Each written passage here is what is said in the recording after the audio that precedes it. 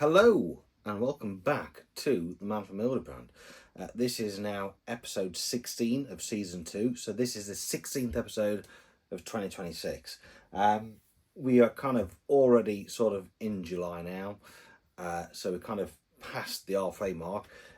It's not even long until Christmas now, to be fair, which is quite scary. Now, apologies for such a bit of a long gap between this and the last episode. Now, the last video I did was me giving a brief history of the James Bond video games, which, looking at the numbers, I believe has kind of gone down well. So, once again, thank you. There's been very little to report, so I thought, well, I'll just give it a while until there's enough news to kind of accumulate for me to talk about. So, today, I'll be basically just giving a bit of a news roundup at kind of what's been happening in the world of Bond within probably the last month or so. So we finally have a James Bond. An actor to play James Bond has been announced. However, this of course isn't the 7th actor to play James Bond for the cinematic series. This is James Bond who is going to appear in the Big Finish productions of Silverfin. Now, this was announced back in February that Big Finish Productions had partnered up with Ian Fleming Publications and that they were going to do an audio adaptation of Charlie Higson's Young Bond. Silverfin, I believe, is going to be released in September on a 2 CD presentation. There's going to be 16 half-hour episodes. It was also announced that they was going to do sort of a casting for a young James Bond and for somebody to play Wilder Lawless. Now, we have got Isaac Rouse, 24-year-old English actor. He is apparently featured in The Crown, which I'm a massive fan of. But he has also appeared in Charlie and the Chocolate Factory on the stage kind of production, which was directed by none other less than Mr. Sam Mendes. So already there's that little bit of a Bond connection. Apart from that, I've never heard of him. So, I mean, the thing with these audio adaptations is it clearly doesn't matter what the actor looks like. It's kind of if they sound in your kind of mind of what a young James Bond should sound like. Also, Charlotte McBurney has been cast as Wilder Lawless. Again, Charlotte, she's a very young actress who has done a lot of voiceover works, and she's I think kind of done a lot of work for the Final Fantasy sort of video game franchise. If this is a success, which hopefully it should be, we should hopefully then get the remaining 4 Higson Young Bond novels. Now, I'm a massive fan of the Higson Young Bonds. When they was first announced back in 2004, I was very sceptical. I was thinking this is very much like Harry Potter, and I wasn't really a massive fan of Harry Potter. And it was totally bold because it kind of went in an era which the literature Bond had never gone before.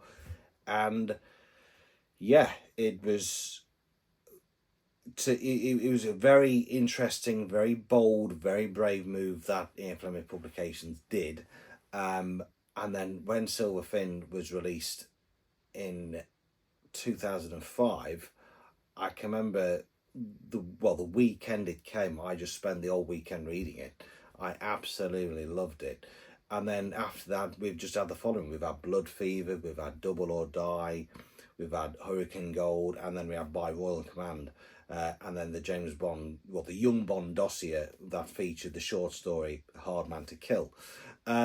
So yeah, I mean, since reading them, I have always wanted some sort of kind of adaptation, if it was like an animated sort of series or even a TV series. Whether or not Amazon are going to ever give us a TV series of it, I doubt it very much. But these audio adaptations is pretty much the next best thing we've got to them. So yeah, I mean, on that front, that is really exciting news, and I'm really looking forward to what Big Finish Productions will kind of do with young Bond. Talking of casting, it was also announced a while back that Denis Villeneuve, now Dune 3 is wrapped up, the auditions for the cinematic Bond will begin in August. This, of course, will be led by Nina Gold. So I would, as I've suspect, and as I've mentioned this in the past, I would suspect we will probably get an announcement around autumn time of who the seventh actor to play James Bond will be. I mean, every day, every week, there's a new name that crops up. I said this before and I say it again, I just don't get involved in that side because it just bores me. I've got no interest in the speculation. It's just a waste of time and a waste of energy. It will be what it will be. And once the actor is announced, then yes, I will be happy to discuss. Otherwise, there's just no point discussing on names which have just been floating around. Whether or not the names that have been mentioned, such as Jacob Elordi, Callum Turner, sure, a few others, I can't remember, whether or not they will turn out to be Bond, I don't know. But the chances are it'll probably be none of them. It'll probably be a totally, completely unknown. So yes, I'm kind of, it's just a wait and see game. So that's going to be happening in August. Whether or not Stephen Knight's script is now complete, I don't know. I should think it's pretty much near as damn it got to be complete for them to start looking at the casting process, because obviously that story, is got to, what Stephen Knight's written is got to be then approved by Denis Villeneuve for him to then decide, which actor will be best suited. So I should imagine Stephen Knight would probably have very nearly finished his script. It's all kind of slowly coming into place. We've just got to be patient. I mean, it was about a year ago since Denis Villeneuve was actually announced as director, and it'd be very much nearly a year since Stephen Knight was announced as writer. So Stephen Knight's been pretty much working on Bond 26 for the best part of a good year. Of course, this week we saw the passing of Sam Neill. Now, Sam Neill, an absolute fantastic actor, a huge sort of actor, part of my childhood and part of my generation, thanks to him playing Dr. Alan Grant in Jurassic Park. Of course, Sam Neill was very close to becoming Bond. He auditioned for Bond back in, kind of for the Living Daylights. And he kind of unfortunately lost out, but there is screen tests available on there. I've always said that for Sam Neill and Pierce Brosnan are very uncanny because they kind of both have the same mannerisms. Losing Sam Neill is, kind of a Bond that we very nearly had, and I think he would have been pretty good. He was not long given the all clear for cancer, and it was only a few weeks ago he kind of made an announcement saying, he's got the all clear and he was looking forward to just making more films. And sadly he passed away. It is believed that he probably died from complications of pneumonia. That's what what has been reported. So yeah, absolutely heartbreaking. So God bless you, Sam. So what else has been happening in the world of Bond? People have now been receiving their soundtrack, their expanded edition of the Spectre score by Thomas Newman. Mine has arrived, but I can't open it until next Tuesday, which is my birthday. So I'm kind of, sort of looking forward to opening that, because a lot of people are saying that actually, what La La Land have done is probably sort of enhanced, and probably actually done Thomas Newman a huge favour, because you know, the actual, you know, listening to the soundtrack in its entirety and you know, complete and expanded, just kind of gives it a whole new sort of listening experience. I mean, obviously, I mean, the Spectre film, I have massive issues with that, and that is an episode which will be coming very soon. As I've said before, with the score is just a rehash of Skyfall. Obviously, with this new expanded sort of edition, it might ever so slightly deviate from that original belief, because there's going to be a lot more music on there which you can listen to clearly without having sound effects or dialogue being played over it. There is, of course, the Bond theme on there. But still, I mean, my argument with Spectre is that, yes, the score was very much like Skyfall, but was lacking the Bond theme. Newman was kind of teasing it here and there, kind of building it up, but just never really delivered. It was like a failed orgasm. Now, on this expanded score, we do have the Bond theme kind of in a more of a fuller entirety than we did before, because it's obviously heard at the very end when he drives off in the Aston Martin. So a lot of people have actually said that the Spectre score is actually worth getting. It gives Thomas Newman a bit more credit and probably enhances it. So my opinion may change on that. A few people was kind of wondering whether or not we would have got another announcement on the 1st of July. I was like, well, no, because I kind of feel like if we get a Bond title released or announced from La La Land on a monthly basis, it'll become too much. I'm kind of thinking that they may go down the 2-month route, because back in May, I think, announced that, you know, that they were looking forward to releasing more Bond. So obviously we got Diamonds Offer in April, we then got Spectre in June. I'm suspecting August we may get something. And even Lala said that this year there's going to be, you know, kind of plenty of Bond, and I'm kind of believing that. So Goldsborough, which is a British bookshop based in Brighton, had announced that they're doing a limited edition hardback of King Zero, limited to 1,000. This is priced at, I think, £22, I think it was, or something. It's not, you know, it doesn't break the bank, but it's worth having. I have ordered it. So that will be coming in September as well. Mini GT have also announced the Lotus Esprit Submersible, as well as the Citroen 2CV. Now, Mini GT, yeah, I collect these. I love them. I've, you know, given them positive reviews. I aiming to get one a month. Currently the ones I'm now getting haven't been released yet, but I will keep trying. Talking of cars, last week has been a bit of an interesting discussion, because a certain individual, and they know who they are, was basically claiming that the Ford Mondeo in Casino Royale is the worst Bond car ever. And yet, when I disagreed with him, he did not like it.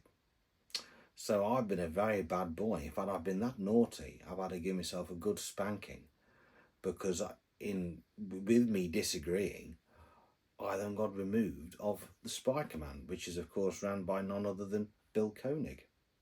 Doesn't really put Bill Koenig in a good light, this does it? I honestly thought that, you know, those days of fandom were gone, but clearly not. You know, if you disagree with somebody, they will remove you. Very childish. I mean, what's wrong with opinions? What's wrong with discussion? That's what I like. You know, the thing is, I mean, with Bond, you know, any fandom, you've got facts, right? Dr. No coming out in 1962 and being the first cinematic James Bond, that's fact. Sean Connery, was he the best ever James Bond? That's not fact, that's an opinion, right?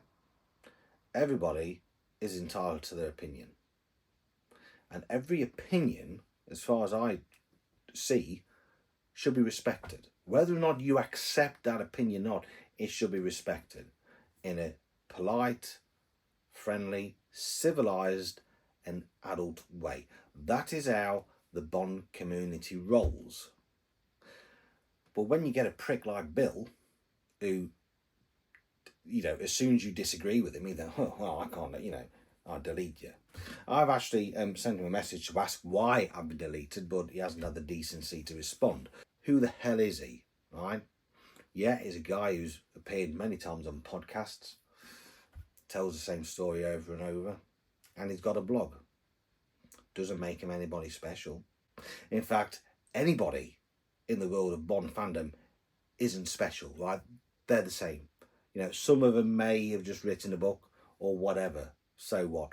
But they are all the same. The reason why we are part of this Bond fandom group is because of one thing: we all have a passion of James Bond.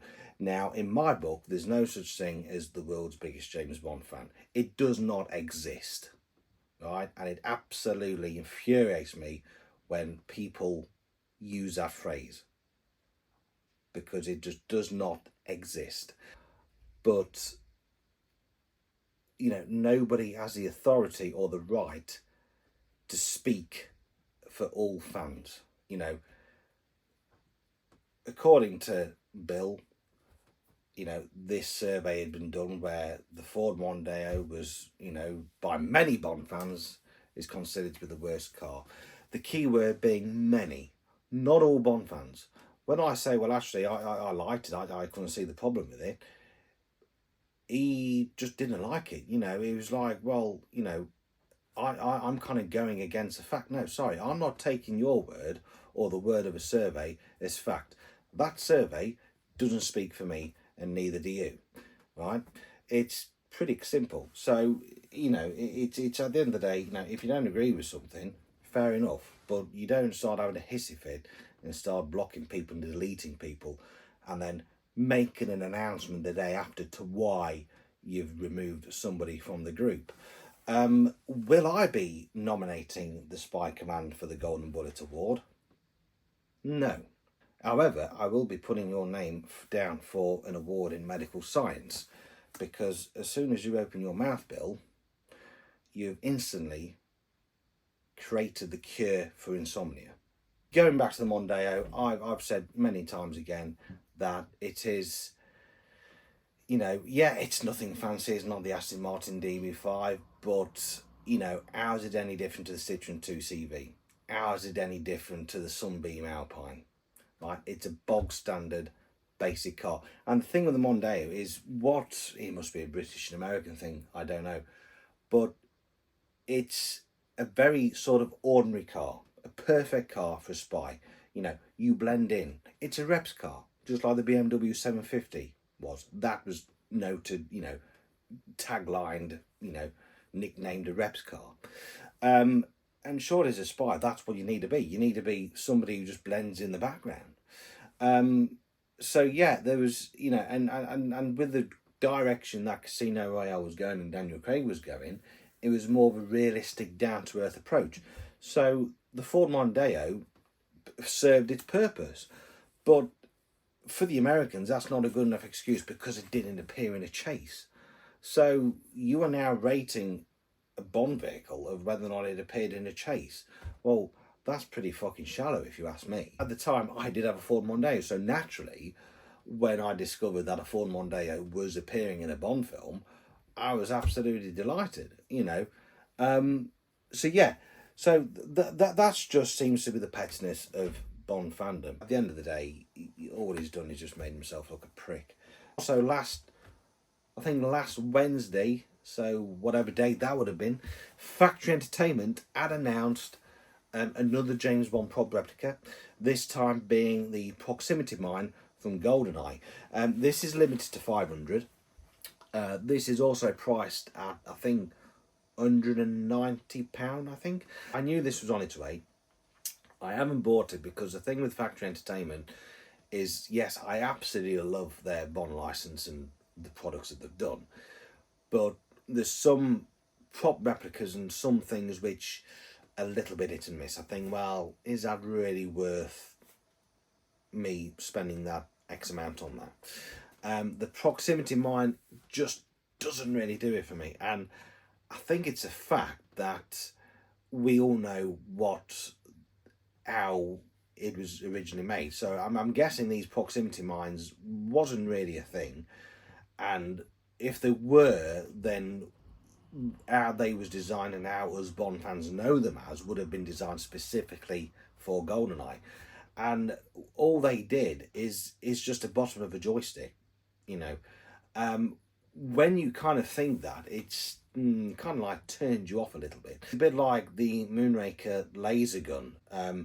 That was concocted of like toy guns. I think like a toy Uzi, with part of an extractor fan, alongside a radiator valve, and a working part from a Black & Decker workbench.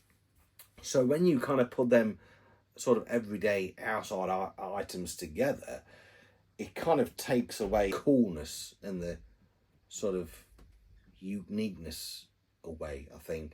And it's the same with the proximity mines, you know, it's just the base of a joystick. And that to me is just like, well, I'm not really kind of, you know, I'm not really wanting to spend £190 on that. It's like the gold bar that they released recently. It's like, well, that's not really, just can't really fathom it. In terms of factory entertainment, I think maybe the back end of this year, we may get a few more Bond products. We may get more of the scaled replica products, which is the smaller, affordable pieces. I believe that there is an attaché case and a Thunderbolt jetpack and Blofeld's bathtub tub from Diamonds Are Forever, part of that range. That's it for this week. We have got Isaac Rouse and Charlotte McBurney announced to appear in the audio adaptation of Silverfin by Big Finish Productions. If that goes well, then fingers crossed we may get Blood Fever, Double or Die, Hurricane Gold, and By Royal Command. They might even give us the Steve Cole kind of segment of Young Bond novels as well. Auditions for the cinematic James Bond starts in August, which is next month. So hopefully we may actually get an announcement around autumn time. Spectre soundtrack has been delivered, and I predict that we may get another title announced sort of August time, hopefully. Goldsborough of Brighton, UK, have announced a limited edition of King Zero at 1,000 copies, which I also believe is signed as well. So yeah, whether or not there's any sort of copies left, I don't know, but I've pre-ordered mine. Mini GT has also announced the Lotus Esprit Submersible, as well as the Citroen 2CV. Also, the Mondeo from Casino Royale. Let me know your thoughts in the comments, please. And Factory Entertainment have announced the prop replica of the GoldenEye mine, which is limited to 500. And also we have the passing of Sam Neill. Anyway, that's it for today. Thank you for watching. Don't forget to like and subscribe, and please leave your comments in the box below regarding the Mondeo as seen as Casino Royale. Think about it carefully, right? Did it or did it not serve its purpose? Yes. I mean, that's fact. Do you think it suited kind of the Craig sort of style and the tone of the film? I personally think yes, but if you think differently, again, please let me know. But anyway, thank you for watching, and I'll be back next time. Don't forget to like and share and subscribe, and I'll catch you later. Goodbye.